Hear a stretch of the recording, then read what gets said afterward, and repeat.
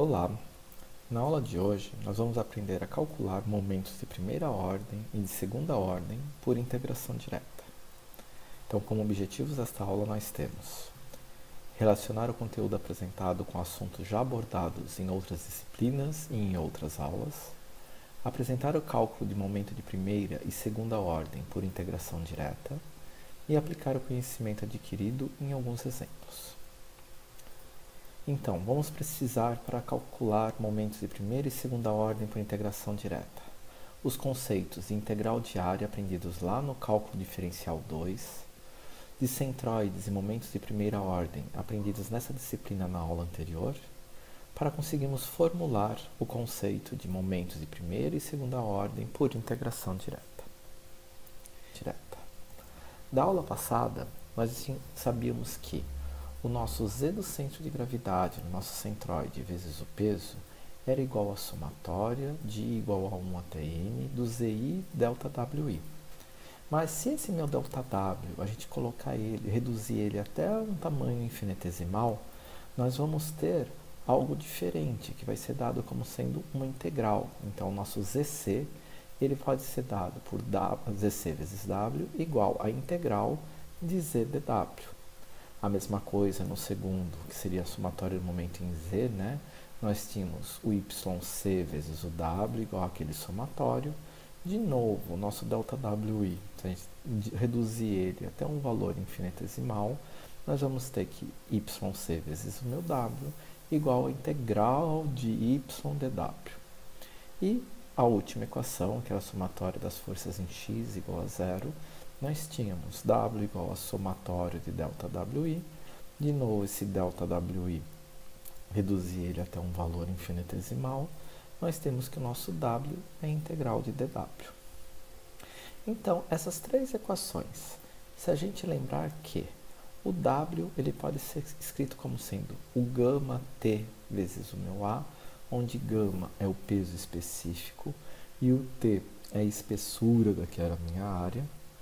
Também podemos reescrever o nosso dw como sendo gama t dA. Então, essas integrais, né, em dw, elas podem ser transformadas dessa maneira. zc vezes a igual à integral de z dA. yc vezes o meu a igual ao y dA, integral disso. E a minha área é a integral de dA. Então, posto aquilo apresentado no slide anterior, o meu momento de primeira ordem em relação à minha direção y, ele vai ser a minha integral de z dA. E meu momento de primeira ordem em relação à minha direção z é igual a y dA. Lembre que tanto QY como o meu QZ, eles eram o quê? Eles eram a somatória de ZI a I. No caso, né, fazendo eles por integral, ele vai ser uma somatória infinita de z dA. Mesma coisa para o meu QZ. Era a somatória de y a i. Agora, como nossas áreas elas são infinitesimais, é uma integral de y dA. A mesma coisa vai ser para calcular os momentos de segunda ordem. Nós vamos, na verdade, pegar essas coordenadas e elevá-las ao quadrado.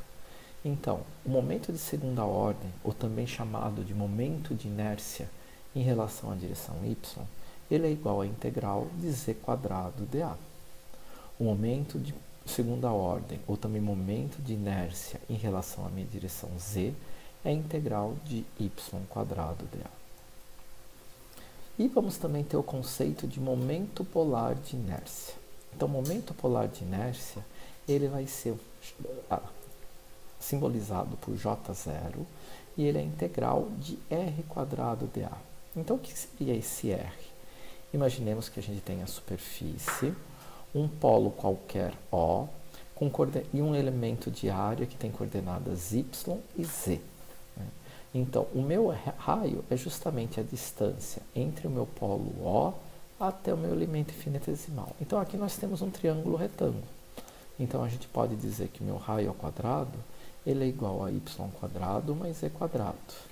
Substituindo naquela equação, meu J0, então ele vai ser integral de y quadrado mais z quadrado dA.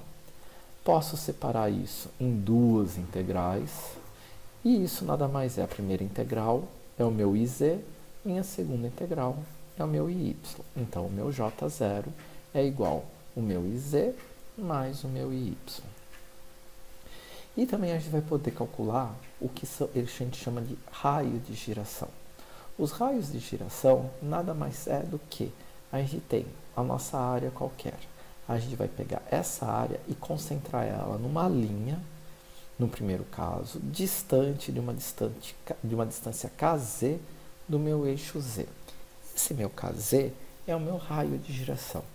E esse meu raio de giração, ele é dado por IZ igual a kz ao quadrado vezes a minha área.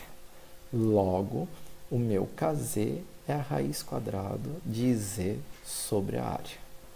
Posso repetir esse processo concentrando essa minha área numa linha paralela ao meu eixo y, e aí a gente vai ter o raio de giração KY. Então, meu y igual a KY quadrado vezes a área, logo o meu KY, a raiz quadrada de y sobre a área. E a mesma coisa, podemos calcular o raio de giração polar. Aí nós vamos concentrar nossa área numa linha circular ao redor do nosso polo. Então, nosso J0 seria o K0 ao quadrado vezes a área. Logo, o meu K0 igual a raiz de J0 sobre a área. Ou o meu K0 ao quadrado, né, fazendo as relações, ele também pode ser igual, né, substituindo J0 por Y mais IZ. Então, K0 ao quadrado igual a KZ quadrado mais o meu KY quadrado. Então, vamos entender o que são essas características geométricas. Nosso momento de segunda ordem, o nosso momento de inércia, né, que é o meu y e meu iz, é uma característica geométrica que faz as nossas estruturas resistirem à flexão, aquele momento fletor que nós tínhamos na nossa viga. E os nossos raios de giração, o KY e o KZ, eles vão ser muito utilizados quando a gente quer saber qual que vai ser a flecha, qual que vai ser a deformação dessas minhas vigas. Já o J0, ele vai ser muito importante quando nós estivermos calculando barras submetidas à torção. Entenderam a teoria? Se não, parem o vídeo e retomem desde o início, tentando absorver todos os conteúdos apresentados. Só depois disso, né, partem para assistir a aula referente aos exemplos.